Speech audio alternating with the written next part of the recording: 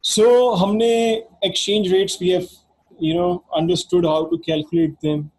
We have done its, we have done its conversions. We've got to realize what are conversions factors, how do we use the conversions, up the code, down the code, and we're gonna do more examples on it. So not to worry, we're gonna do more examples, more practice, so you can get an idea how do we use that, and obviously you'll be getting these notes also, right? So now let's understand one more factor. We are here to understand one more factor. Like let's suppose we are here to understand the bid-ask spread. Bid-ask spread.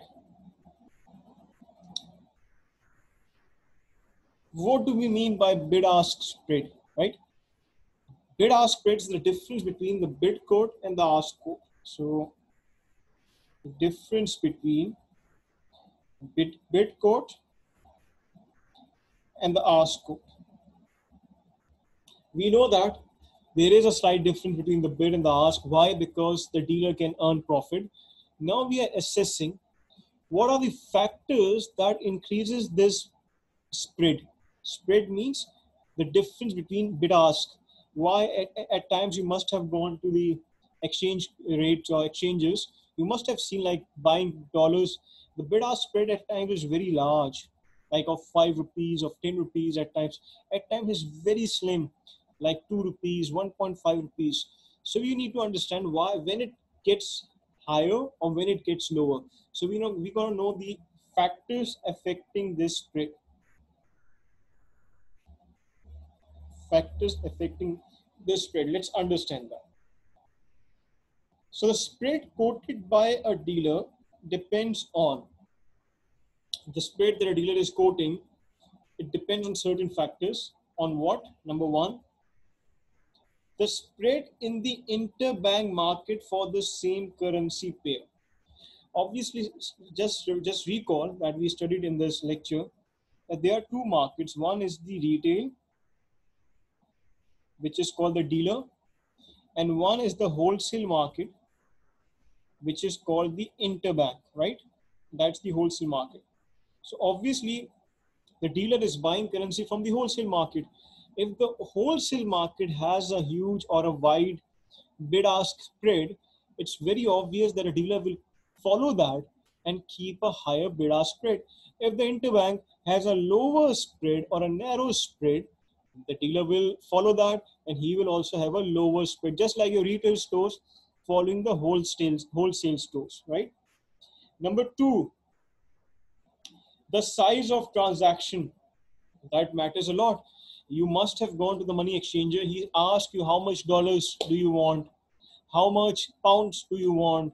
If you say I just want 50 pounds, he would not bargain much. If you say I want 500 pounds, he might bargain a lot because he can see that a big amount is coming up in 1 minute. So hence he'll be able to narrow the spread. If the size is low, the spread would be higher between bid ask, right? Three, the relationship between the dealer and client, that also matters. Like if you have a good relationship, if you have a very frequent customer of a money exchanger, he will give you a lower quote. I can quote my own personal experience. Let me quote my own personal one. At once I was going Thailand for good things, okay? I was going Thailand and I bought some Thai baht, right? Or rather than dollars, I bought some dollars so I can exchange in Thailand. So I bought those dollars. I bought it from the same money exchanger from which I usually buy. It's near my place and I usually buy. So hence I had a good terms with them, even though I had no network with them, but because I've been involved in frequent buying, hence I started knowing them and they started knowing me. The one benefit that I got from them that they offered me a lower quote. So they reduced their spread because of the relationship, because I am a old customer. Number two, what advantage I had when I bought the dollars, I brought it home. At night, I saw that they had tiny holes on them, tiny holes. Um, I got a bit, I got a bit concerned. Not a bit, I was really concerned because after a day I was flying to Thailand and I was really concerned whether these dollars will be acceptable over there or not, because they had tiny holes like staples on them. Well, I asked a few people, they said it's fine, but still inside, I was really concerned. Hence, I went to the money exchange in the morning, and over there, their staff was very welcoming, and they immediately said sorry, and they exchanged their notes for me. They didn't ask, as I didn't hit the slip. They didn't ask whether I bought from them or not, because I had a good relationship with them. I don't know whether they had done the same thing with a similar client or not. So I had a relationship with them, hence they did it for me. So this also mattered. Fourth, now as we just noted down here, as we just noted that the retail is being affected by interbank spreads, right? So if interbank spreads widens, so the retail spreads will also widen. If interbank spread narrows, hence the retailer spreads will also narrow.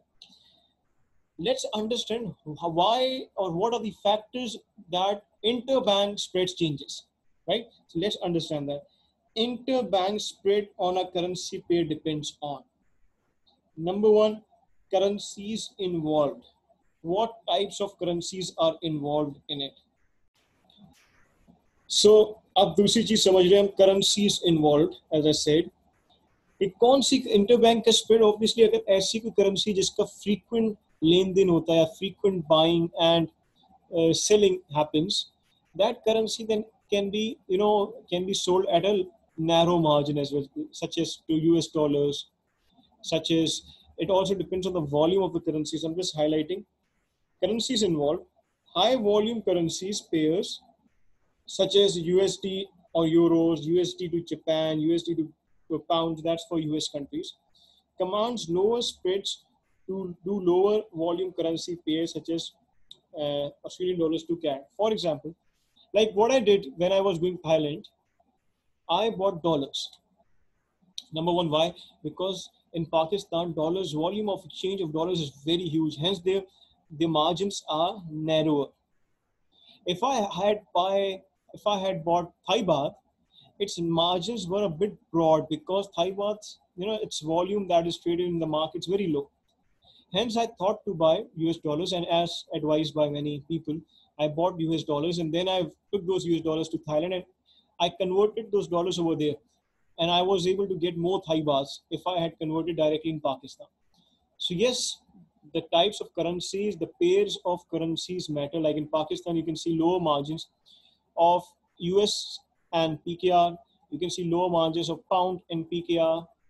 You can see lower margins of Real and PKR, but then Thai baht and PKR a higher margin. Australian dollar and PKR higher margin. Canadian dollar and PKR higher margins.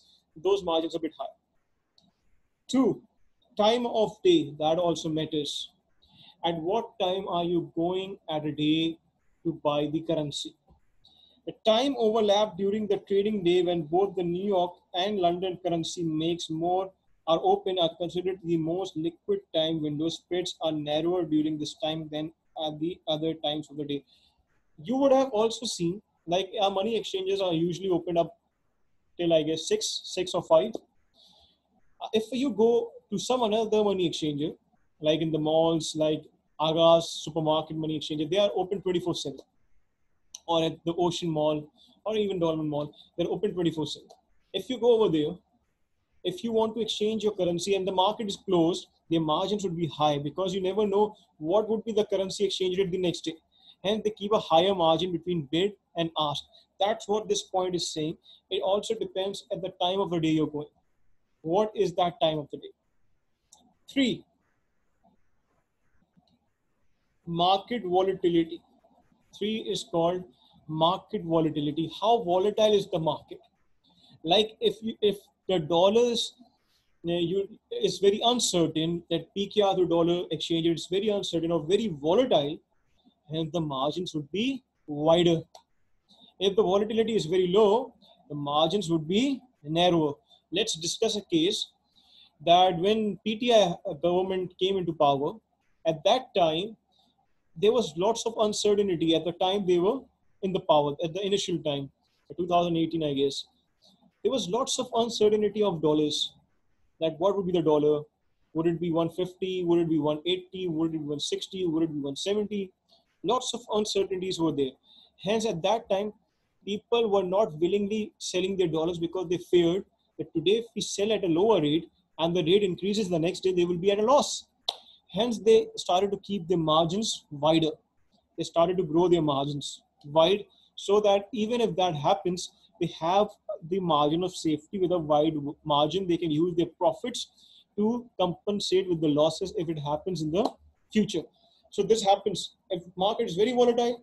Your bid ask spreads are going to go up, and if it's very smooth, like in the current scenario, not current scenario, in the COVID scenario, it started to get volatile. But before that, our dollar was ranging around 155 to 160. It was smooth, hence the margins went down. They started to get slim. Now, if you go in COVID-19 situation, because this situation uncertain, the margins have started to widen up because no imports are coming. Demand for dollars are going down. Hence, the margins are starting to widen up. So these are the different factors that influences the margins. Either they're gonna widen the margin. Widen means increasing the spreads. Margins mean the bid ask margins or bid ask spreads. Margin spreads the same thing, or it will narrow the spreads, right? So either of the cases will happen. So we have taken a good understanding of bid ask spreads. Now let's understand cross rates. Now let's slightly understand cross rates. How do we understand this? Well, let's suppose I have two currencies. This one is USD, dollars, and this one is UK pound. These are the only two exchange rates available in the market. Like let's suppose if I go into the market, so there are two exchange rates available. One is USD upon pounds, and the second exchange rate available is USD upon euro. So these are very, you can say, liquid exchange rate which with a high volume. These two exchange rates are available in the market. I want an exchange rate of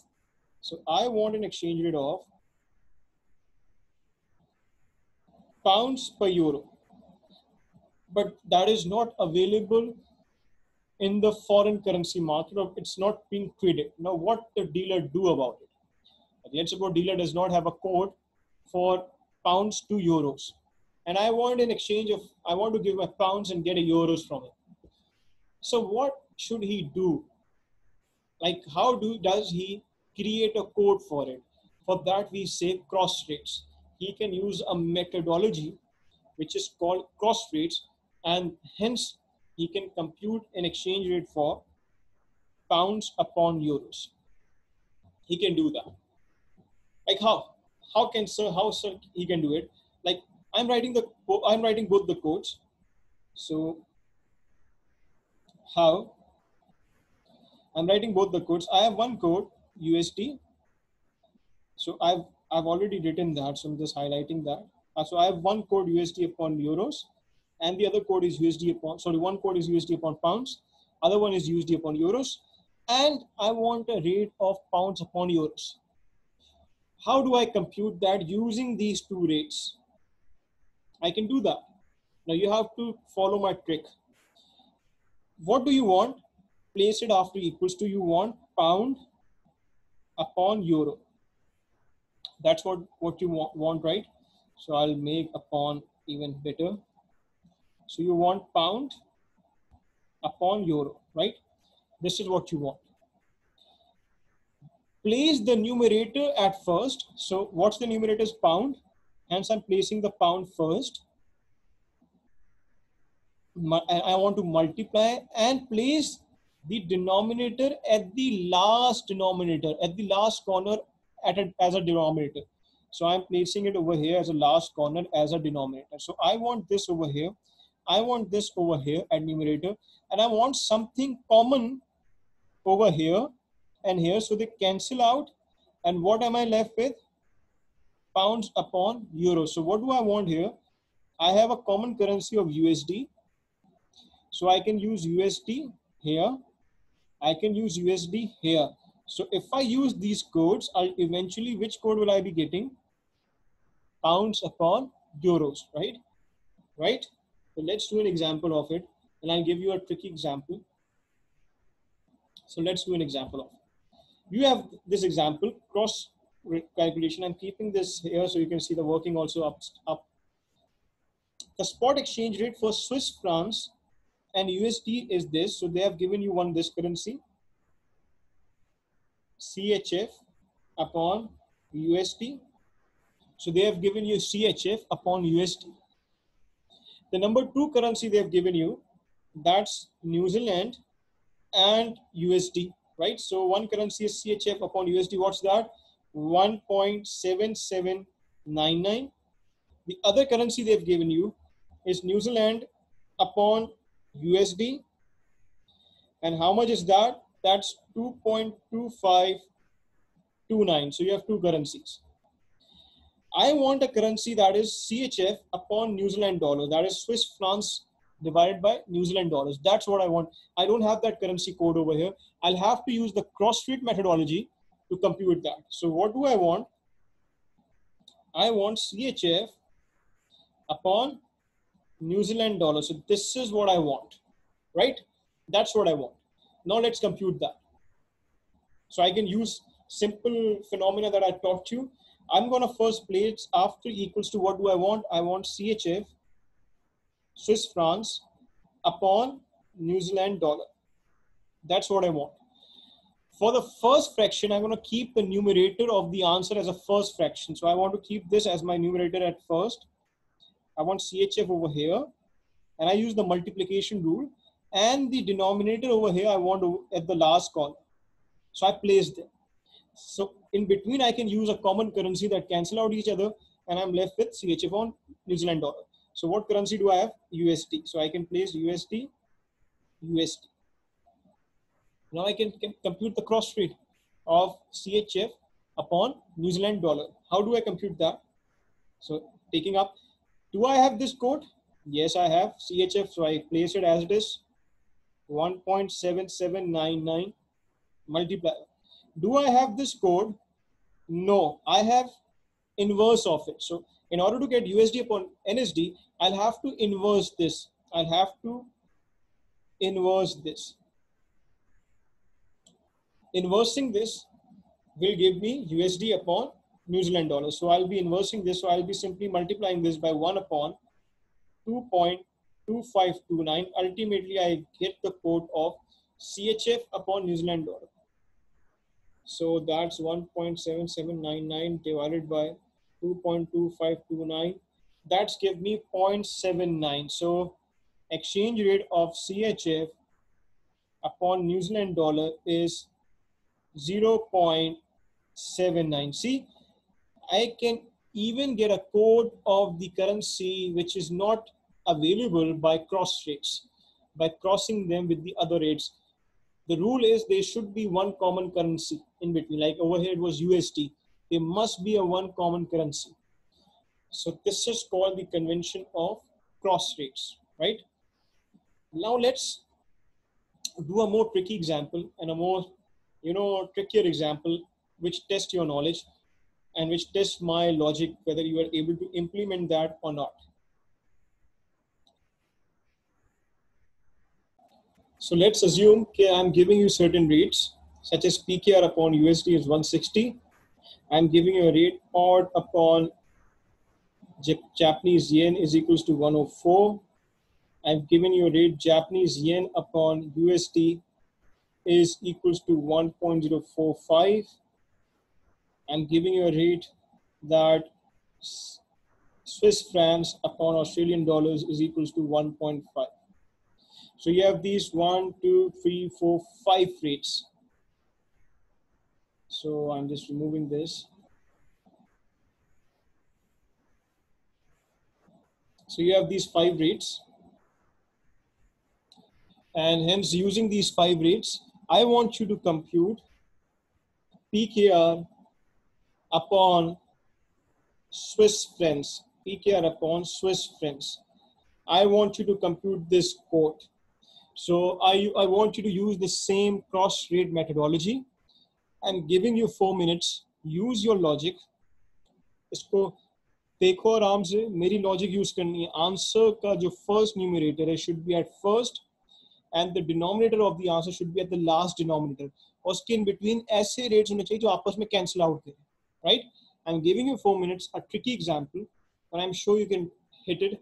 At least you can reach to the answer, if not the answer itself. Giving you 4 minutes. Try. Okay? Try करो. शाबाश.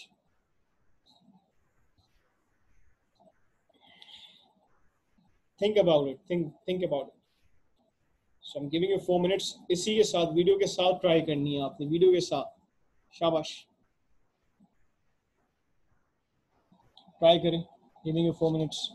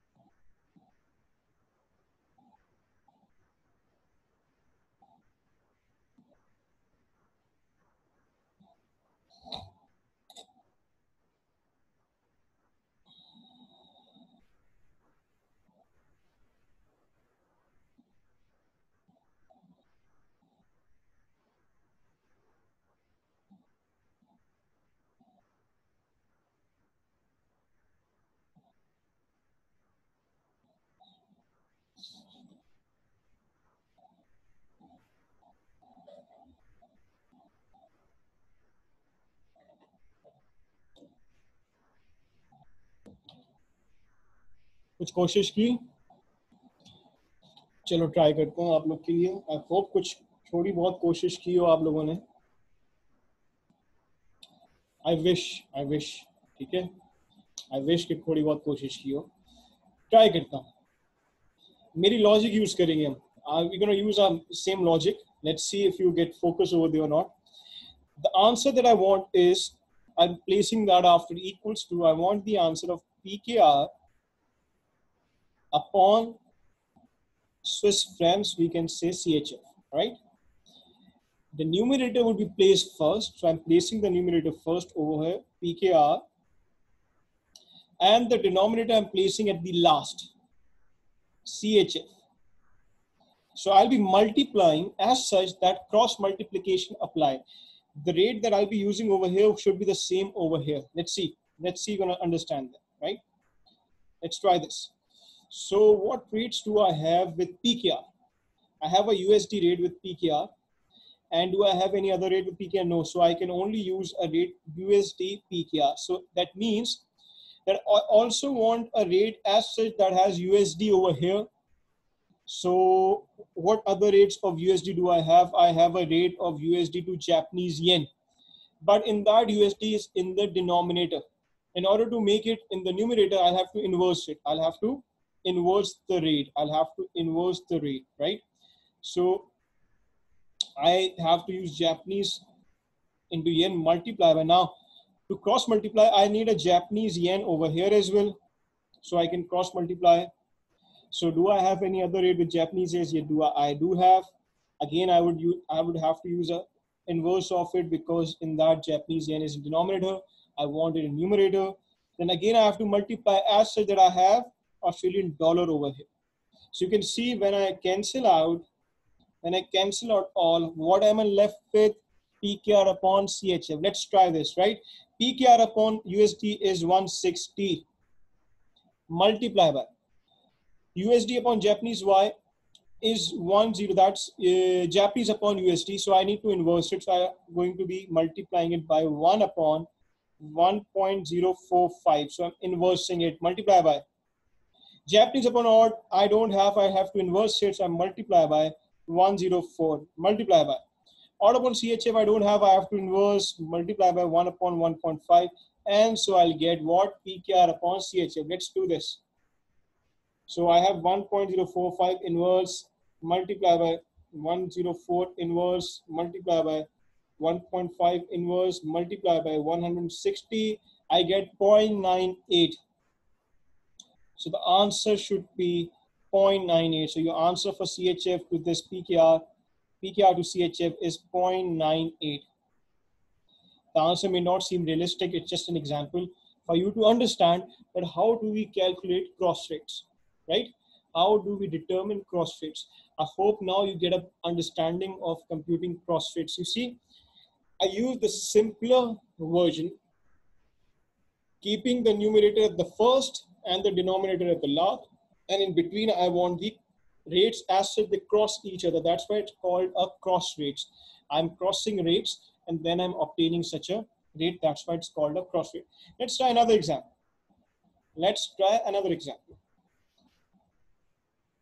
Let's see if you can pick it up or not.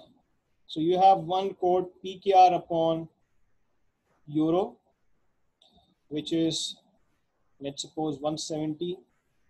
You have another code which is dollars upon euro, which is 1.05. You have another code, let's suppose you have euro pound pounds, which is, let's suppose, dollars 0.98. And then you have, let's suppose you have another code which is Australian dollar upon pound, which is, let's suppose this is 1.5. So you have all these codes, right? If all these codes in the code you want PKR upon odd. Again, you want the same thing, PKR upon odd, Australian dollar. So you want a PKR Australian dollar cross rate, which is not available. You will have to use the cross rate methodology and compute that. Shabash, try karo, thoda socho, likhe iske upar and try kare. I'm giving you time. I want you to do it while doing the video lecture, okay? Try karo. Use my principle, place the numerator at the first, denominator at the last, and then the cross rates I want. It's a simpler, more simpler example than the last one because the rates are aligned with each other. Let's try it. Let's try it. Giving it 3 minutes additional. Try it.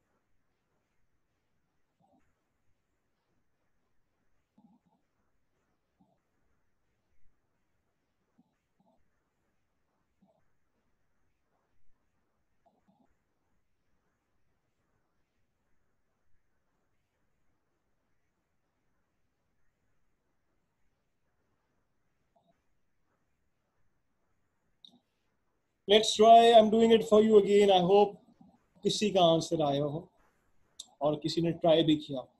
I'm doing it for you now. So simple. Let's do it.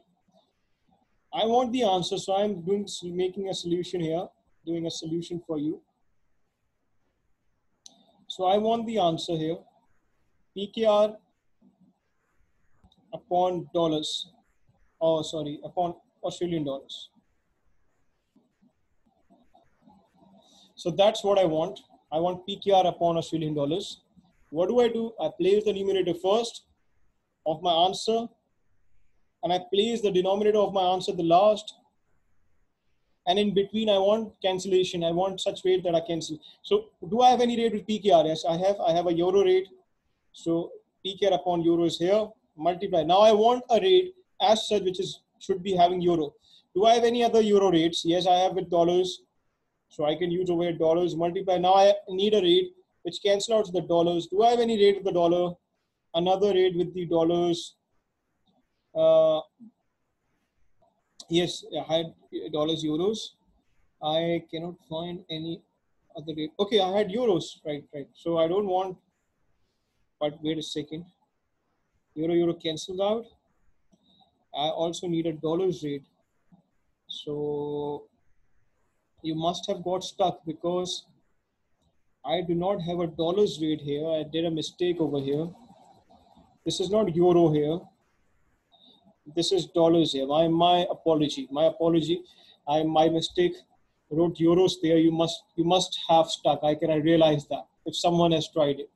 So take that dollars into mind right now, right? So I want dollars code, dollars with pounds. So okay, I can use dollars with pounds. Now I need a pounds code. Do I have a pounds code? Yes, I have over here. So I use pounds. The code that needs inverse, I need to divide them. Simple. So I'm doing that now. PKR upon pounds is 170.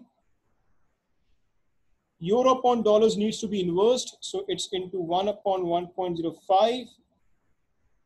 Dollars upon euro code, it's directly given. So I can use it directly 0.98. Pounds upon odd, it's again, I had to inverse it in order to create pounds upon odd 1 upon 1.5. Now I can get the answer. So I can do the answer now. 170 multiply by 1.05 inverse, multiply by 0.98, multiply by 1 divided by 1.5 inverse. This is coming to be 238. Let's check again. Have a good check again. 170 multiply by 1 upon 1.05 inverse, multiply by 0.98, multiply by 1 upon 1.5. So it's coming 116 now. Let me do it again. 1.05 inverse, multiply by 1.5 inverse into 0.98 into 170. Now it's coming 105. Just do it with the calculator. I might be making some mistakes here. Check with the calculator. My answer could be wrong as well. However, I'm writing my answer, whether wrong or not. But do tally it with your calculator. It's coming 105. So PKR to Australian dollar is coming to be 105.8. This is your answer through cross rates. So you see, through cross rates, right? Through cross rates, we are eventually be able to drive those exchange rates which are not being traded or for which our quotes are not available. Yes, using these methodology, I can obtain those exchange rate as well. I hope you understand the methodology behind cross rates is normally and usually used in the foreign exchange markets. So this is called cross rates. Okay, cross rates, right? हमने एक basic idea ले लिया cross rates का. Now let's get to an understanding of measuring appreciation in the currency and depreciation in the currency. Next is calculating appreciation calculating appreciation and depreciation of a currency. Of a currency. A very important point, as we all make errors in it. So it's a highly important point, and you're going to learn from it, because the way we are calculating in a wrong manner usually. So जो normal conventions use होते हैं वो गलत होते हैं.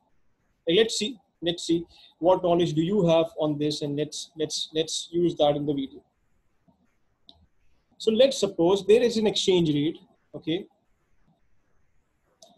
PKR upon dollar, which has moved from 150 to 160, right? So we had a PKR to dollars 150. This has moved in an year or in 6 months. It has gone from 150 to 160. Now, if I ask you which currency depreciated and which currency appreciated, so simple. If the code is going from 150 to 160, it's not a bid-ask spread, huh? It's a spot code which has gone from 150 to 160. So which currency is appreciated and which currency has depreciated? जैसे ले ले मिसाल Pakistan. Pakistan currency in the last 1 year has moved from 120 to probably 160 now. So I want to know which currency depreciated. So you will say the currency that depreciated was PKR. PKR depreciated, and US dollars appreciated. So if I ask you the currency, which currency depreciated and which currency appreciated, so you will say PKR depreciated, dollars appreciated. So that's what you're going to have in your mind, right? Now if I ask by how much, ठीक है, आपने बता दिया कि भाई PKR depreciate हुई है और dollars appreciate हुआ है. Now if I ask you by how much one thing has appreciated and by how much one thing has depreciated, let's compute that.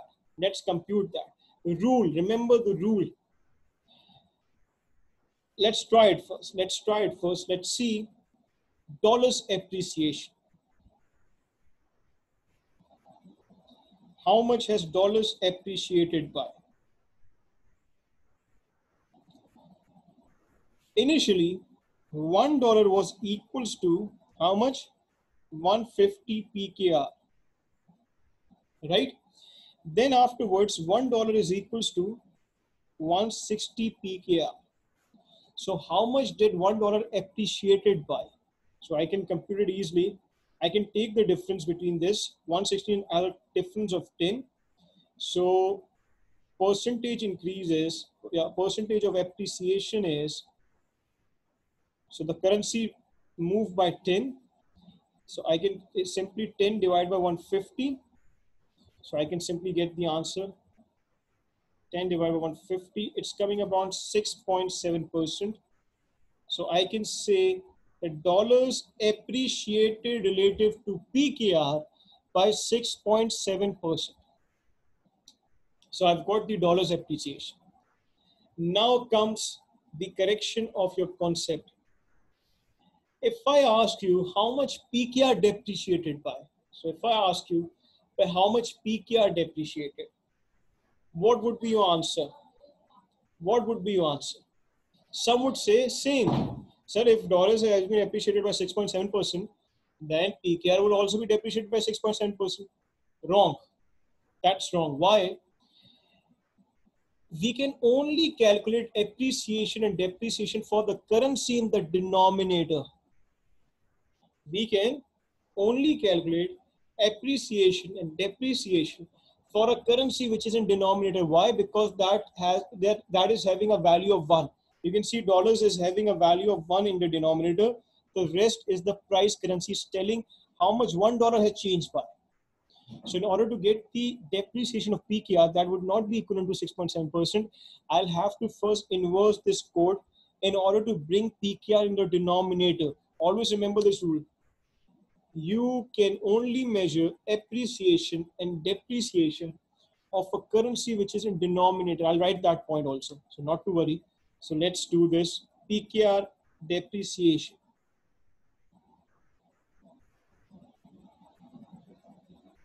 PKR dep. For that, I'll have to inverse the quotes.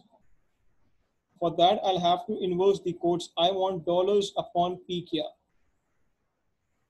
So I'll have to inverse 1 upon 150. I'll have to inverse 1 upon 160. Okay, I'm doing that for you. So 1 upon 150 is equals to 0.0067, which moved to 1 upon 160 is 0.00625. You can see the rate went down because PKR has depreciated, hence the rate has gone down. Now I can compute PKR depreciation.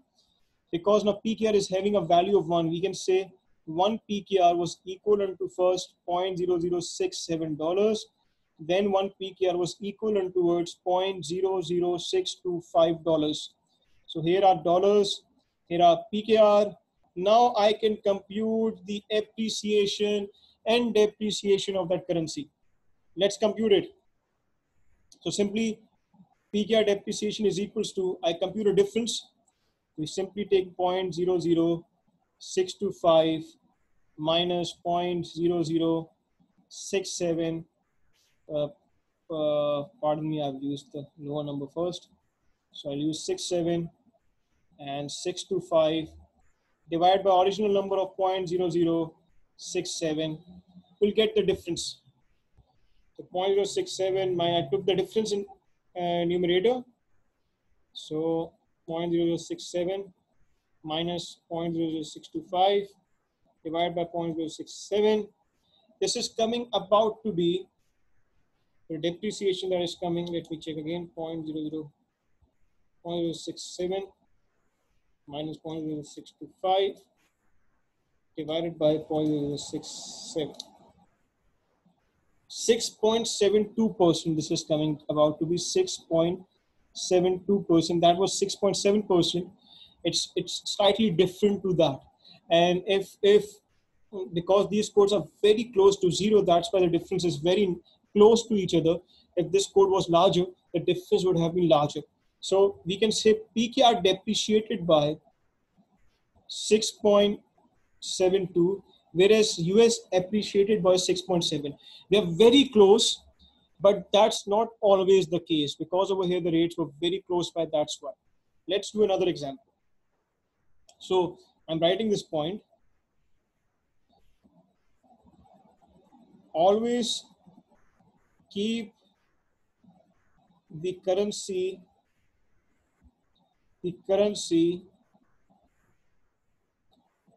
in the denominator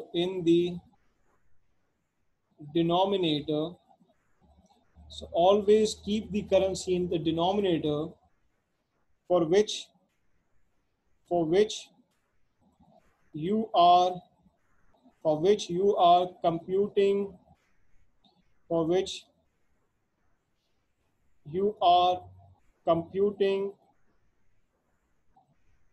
appreciation or depreciation.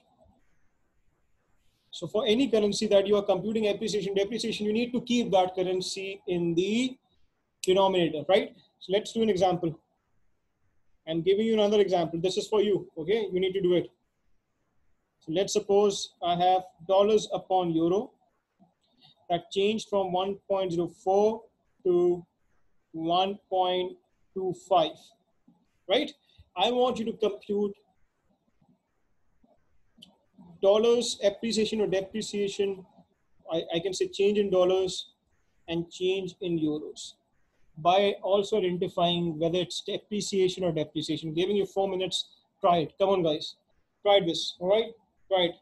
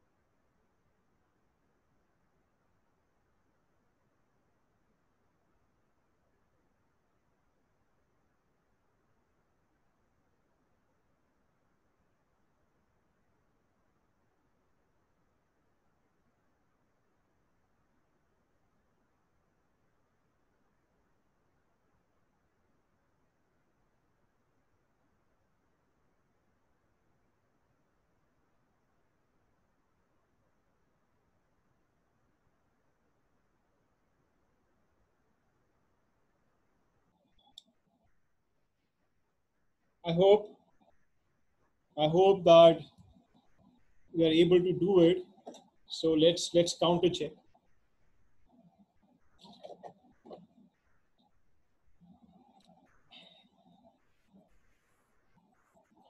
So let's counter check.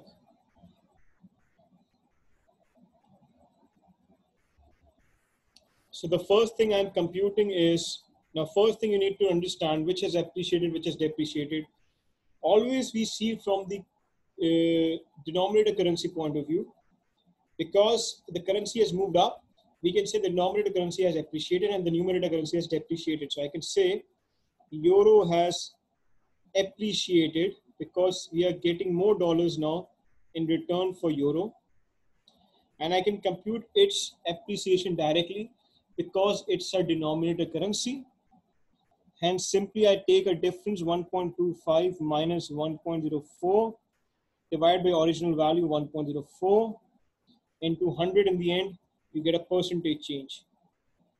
So 1.25 minus 1.04 divided by 1.04, you get 20.2%. So you get 20.2% appreciation of euro against the dollars. Now let me compute dollars depreciation.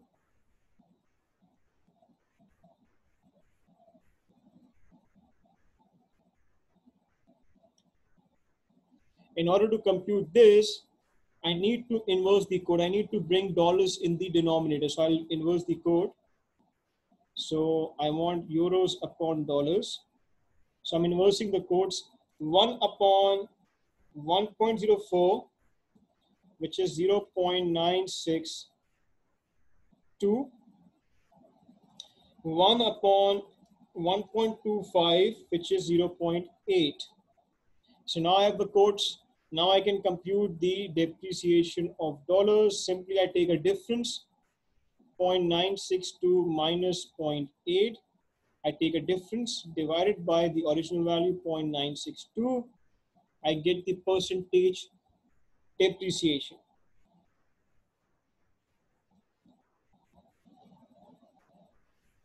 which is coming about to be 16.8%. Doing it again for you. You should be getting an answer of 16.8%. I can say by 16.8% depreciated. Negative I'm putting because it's depreciated. So it's depreciated. So hence a negative change in the US dollar by 16.8%. Now you can see that euro appreciated by 20.2%. But in terms of dollars, dollars depreciated by 16.8%. So not the same. So it's not always the case that the both numbers would be same. In the last example, it was reason being because the euro, the Pakistani rate was very close to zero. Otherwise, that's not the case. All right. So we have now learned to compute appreciation and depreciation of exchange rates also. Now I'm moving towards the last thing of today's lecture, that is computing forward rates, even though that detailed computation will come in the other lecture after this week. But I'll just give you a brisk how dealers quote forward rates. So how dealers quote forward rates, let's understand that. Forward rates, forward rates, quotation.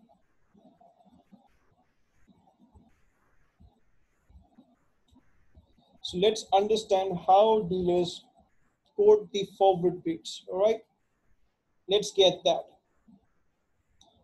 So let's suppose there's a rate dollars upon euro, which is 1.05 right now, and that's in the spot market. That's the spot rate. So this is the spot rate, and you want a forward rate of 30 days, 60 days. You want different forward rates. So what dealer does? Dealer either forward rates states forward rates with a premium, with a premium or a discount So premium means you adding up something to the spot rate, and discount means you're minusing something to the spot rate. Just like interest rates, you must have heard that we report movements in interest rate by basis points, BPS, basis points. Similarly, we move we add the premiums and or deduct the discounts from the spot rates by using pips.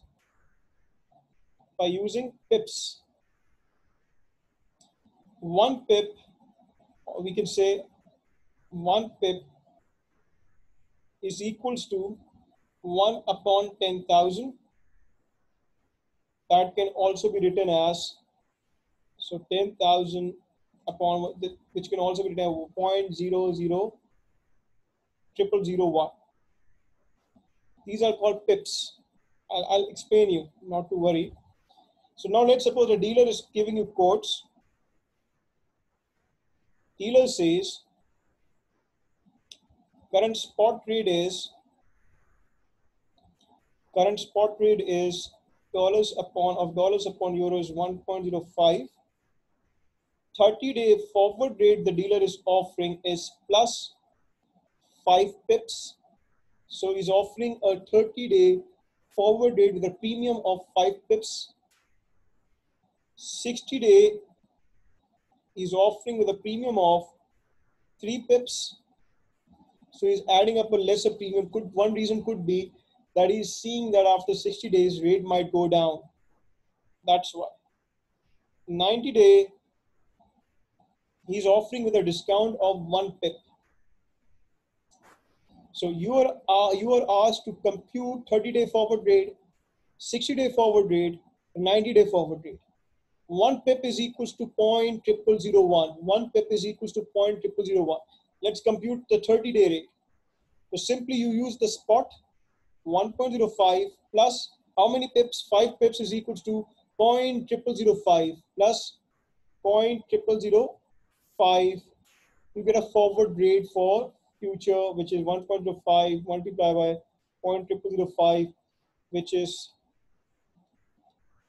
1.05 plus 0.0005, which is 1.0505 dollars upon euro he's offering for 30 days. So if someone wants the rate for after 30 days, he can lock in a forward rate of 1.0505.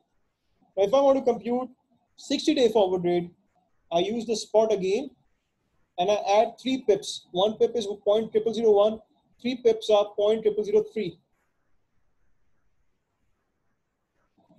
So that would be 1.05 plus 0.0003.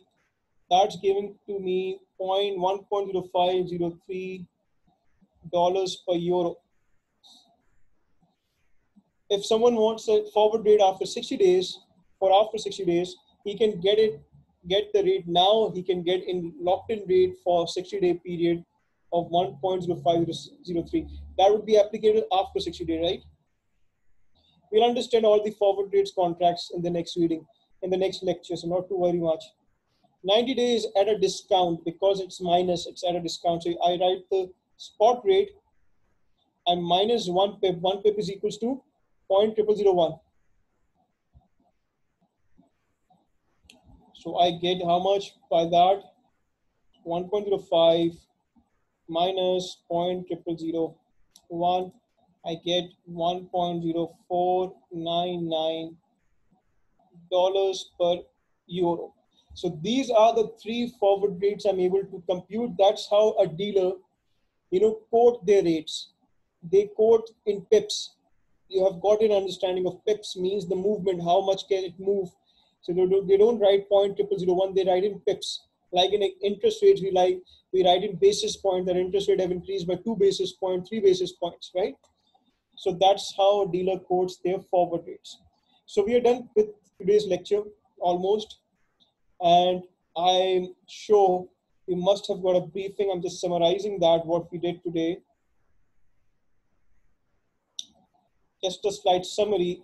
We understood the basics of the uh, exchange rate, direct quotes, indirect quotes, base currency, price currency, why exchange rates are important. We understood that.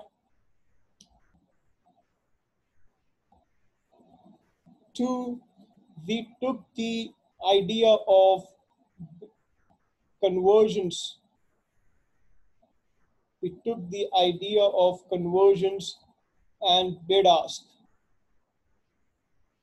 that how conversions are being down the code, up the code.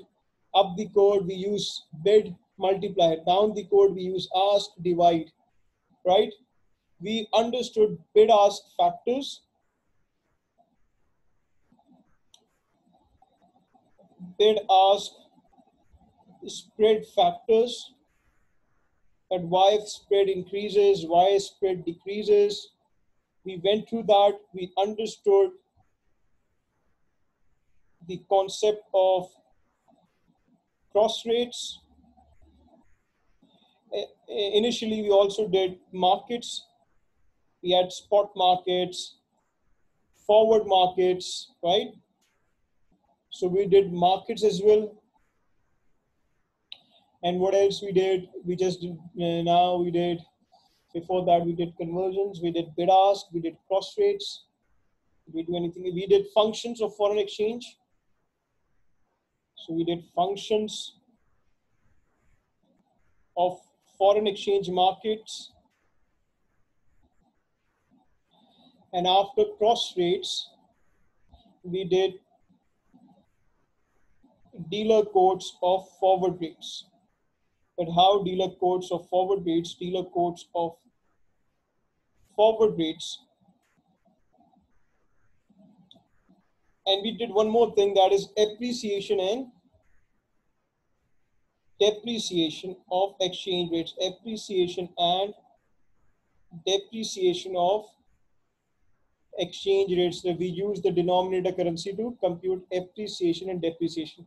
So I hope we are clear with the topic. I'll be uploading this file as well, this OneNote file as well for the notes, and be prepared after the next lecture, which is again on the exchange rate detailings. We're going to do one assignment. I'm going to give you one assignment. You have to do that. So I hope मजा आया हो. Video दिखाने का मकसद ही है कि आप interact कर सको, क्योंकि online classes can be boring at times. और ट्रस्ट मी, अपने देखें, I want to motivate you. How other classes, the on-campus classes, not boring. At times they are also boring. At times you lose your attention from there as well. When you're sitting in the classroom, you might not have your attention. You're tired. You're not energetic. So these classes are a blessing in disguise for you. The ones who are listening to me, just get this into your mind. The reason you're not liking these online classes, one is because it's a change. No one likes a change. Even though the on-campus classes might not be as good, but we like that more because that's the traditional system. Now, as we are changing, we don't like change. Always remember that. And changing something always gives a very negative feeling. But trust me, learn to adapt yourself. You have to learn to adapt yourself. Online teaching gives you another positives. Even if you're tired, you can eat something in between. You can hold on the recording lecture. You can drink something in between. You can watch at your flexible time. Hence, obviously, I don't feel that this lecture is such tough. The only thing you need to understand and realize that now it's your role, your responsibility to keep yourself attentive. Now, teacher cannot make you keep yourself attentive. I'm showing my video for this purpose, that you remain attentive and be able to interact with me while looking at the video. So make sure you keep yourself attentive. Have a register. Number two, if someone is watching the video without a register, without making notes, trust me, there is no advantage of walking. You're wasting your time. Make sure you have notes, so you have interest. You're writing notes. You're learning stuff. All right. So good luck, and I hope that you must have enjoyed this lecture as well. All right. So your second lecture is also completed.